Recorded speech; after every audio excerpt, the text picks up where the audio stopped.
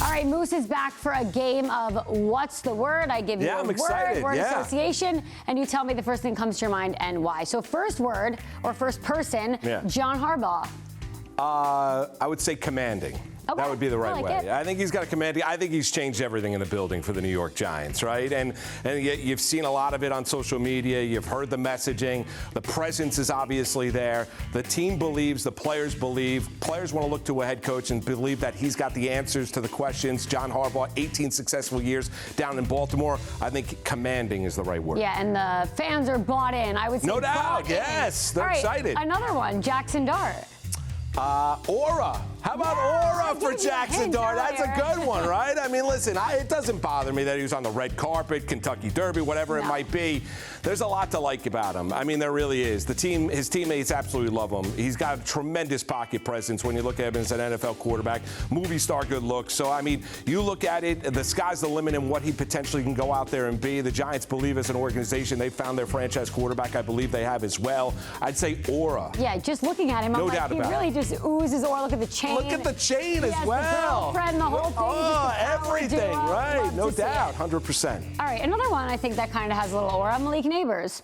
Malik Neighbors, dynamic. Yeah. Dynamic is the word. I mean, listen, I think it's a positive, Niki. The fact that he's not starting on the PUP list is an absolute positive when you're looking at the New York Giants. And you look at what Malik Neighbors is being asked to do, right? And what he's being asked to do is basically be the Jamar Chase to what in the Bengals offense and be that here for the Giants offense. Now, potentially, can he go out there and do that? No question about it. Now, the concern you have is when are you going to get that version of Malik Neighbors during the course of the regular season? Is it going to be more week 3, week 4, week 5?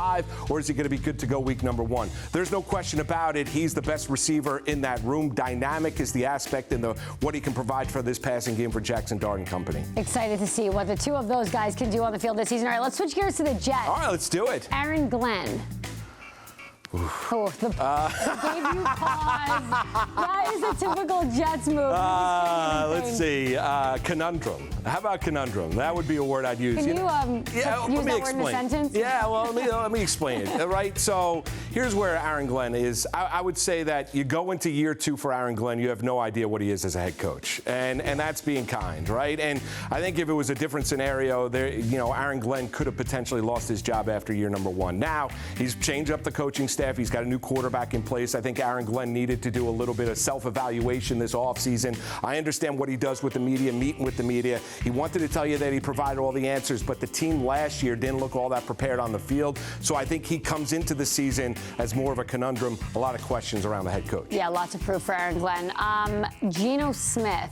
Competent. I mean, that's it. I mean, honestly, the Jets were incompetent at the quarterback position a year ago. He is competent, and everyone that knocks Geno Smith, watch a Raider game from a year ago. Their offensive line was one of the worst offensive lines I've seen in decades in the National Football League. They could not block. So people knocking Geno, he can complete the forward pass. He can complete a pass 30 yards down the field. He can look at secondary and tertiary wide receivers, something that Justin Fields could not do. So you look at it, he is a competent quarterback and he can win football games. All right, a lot to prove for both the Jets and the Giants this season. It's going to be interesting. Moose, thank you so much for joining us on Honda Sports Night.